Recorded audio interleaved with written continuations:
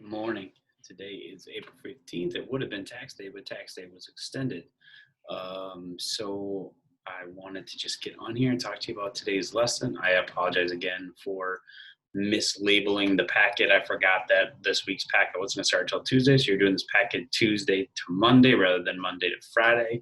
So today's assignment is the assignment on Muhammad Ali. Now, I'm sure some of you know Muhammad Ali's name. He is or was a famous boxer, heavyweight champion, Olympic champion, who was born Cassius Clay. And in his early boxing career, he was known as Cassius Clay. He won the Olympics as Cassius Clay.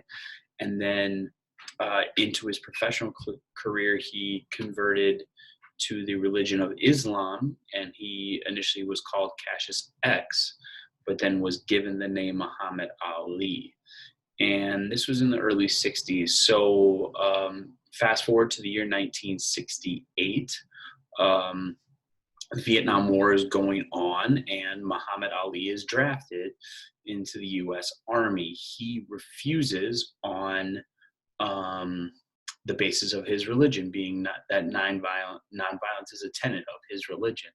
So the battle kind of goes on for quite a while, and he is charged with refusing to be inducted into the army. And initially, the courts sentenced him to 5 years in jail because of that crime.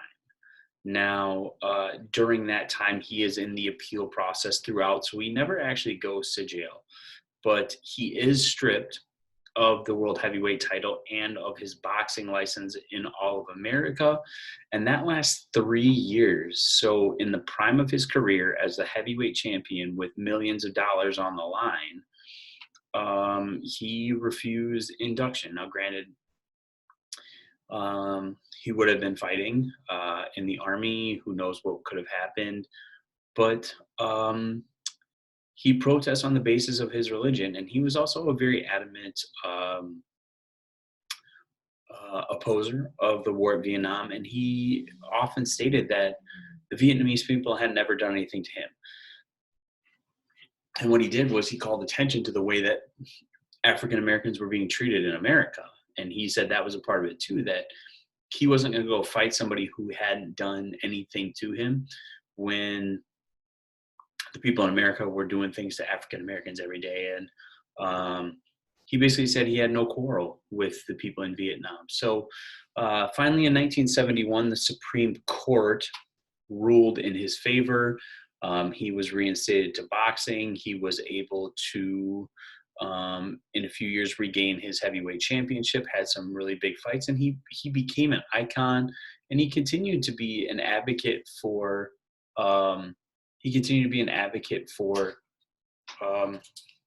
for social justice around America during that time. I believe he got Parkinson's was the disease he got, and he died a few years back. But the reason we're talking about this is we're taking one step past the protests in music to legitimate protests where people really chose to sacrifice something to stand up for their beliefs. And tomorrow our lesson is going to center around Colin Kaepernick. Now, many of you might know who Colin Kaepernick is. About 4 years ago, he decided to kneel at the national anthem because he was an NFL starting quarterback at the time. He had just played in the Super Bowl, and he chose to kneel for the national anthem to bring attention to the treatment of African Americans by police and people of color in general. And we want to compare the protest of Muhammad Ali to the protest of Colin Kaepernick. So the article is either in your packet or on the Google Drive, and I've linked a few videos to Muhammad Ali as well to talk about that. So you're really thinking about now taking one step further into people who are really sacrificing to protest and stand up for what they believe in. And we want to compare it to what's going on now. So one thing you can do is, if you've watched this, if you're in the Google Drive and you're not getting my emails, please send me an email. I want to be able to email you too, not just send you Google messages. But I hope everybody's doing well. I hope everybody's doing great. I hope that we continue to do well, and I hope, above all, that I get to see you soon.